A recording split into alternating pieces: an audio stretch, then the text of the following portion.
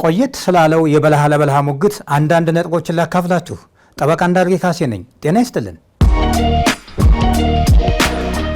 ልማዳዊ የሙግት ስርዓት ቆየት ያለው የተጠየቅ ሙግት ሲሆን እንዳሁኑ ክስና መከላከያ መልስን በጽሁፍ በማቅረብ የሚከናወን ሳይሆን ጡም የሆኑ የስንኝ ፍላጻዎችን በመቋጠር በቲያትር መልክ የሚካሄድ ባህላዊ ሙግት ነው። በአይነቱ ለየት ያለ እያከራከረ ግን እያዝናና የፍርድ ባለዳው እና የፍርድ ባለሀብቱ ወዲያውኑ ይፋ የሚደረግበት ስርዓተ ሙግት ነው።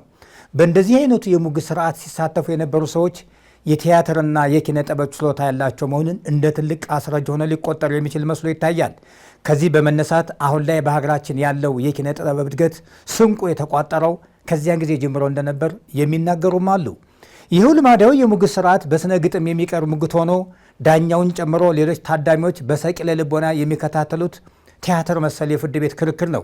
ይህ ሙግት የተከራከረ ወገኖችን የህግ ችሎታ መሰረት ያደረገ ባይሆንም የንግግር አዋቂ ወይም አፈቀላጤ መሆንን ስለሚጠይቅ የሙግቱ አሸናፊ የሆኑትም እነዚሁ የዳኛውን ልብ በስነ ግጥም የረቱት ወይም ያማለሉት ተሟጋቾች እንደነበሩ የዚሁ የሙግት ታሪክ ያስረዳል። የተጠየቅ ሙግት ወይም የበለሃ ለበለሃ ሙግት እንዳሁኑ የሙግት ስርዓት ህግ በተማረ ጠበቃ ሳይሆን አንደበተ ርቱዕ ሰዎች እንደ ጠበቃ ሆነው ቀርበው ሲሟገቱ እንደነበረና ሙግቱን ለማስረገጥ የሚቀርቡት ምስክሮችም እንዳሁኑ ዘመን ምስክር ሳይሆኑ እውነትን ከሐሰት አንጥረው የሚመሰክሩና በወቅቱ የነበረው ትውልድ በሃይማኖቱ መሰረት ቃለ መሐላ በመፈጸም የሚሰጡት የምስክርነት ቃል ከእውነት ፈቀቅ የማይል እንደነበር መረዳት ይቻላል። ሌላው ይቅርና በወንጀል የተጠረጠረ ሰው ሲፈለግ በማናቸውም ጊዜ ሊቀርብ እንደሚችል ቃል የሚገባው አፄ ይሙቱ ስፈለግ እመጣለሁ በሚል ነበር። የተጠየቅ ሙግት የሚከናወነው ዳኛው ዙሪያውን በከበቡት አድማጮች መካከል ተቀምጦ አንደበተ ርቱዕ ተከራካሪ በጥሞናና በተመስጦ ካዳመጠ በኋላ ተከሳሹን መልስ እንዲሰጥ ይጠይቀዋል። ተከሳሹም ከምንጩ ገንፍሎ እንደወጣ ፈሳሽ ተፍ ብሎ ይነሳና ንጹህነቱን እንዲመሰከርለት እጆቹን ወደ ሰማይ እንደዘረጋ በርከክ ይላል።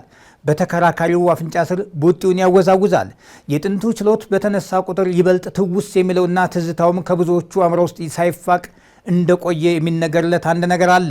ይህም ተውኔታዊ ባህሪ የነበረው የከሳሽና የተከሳሽ አለባበስ፣ አቋቋም፣ ዘንግ አያያዝ፣ የሰውነት እንቅስቃሴ፣ የነገር አቀራረብና በአጠቃላይም ሞቅና ደመቅ ያለው ጥምር ያሞጋገት ስልት ነበር።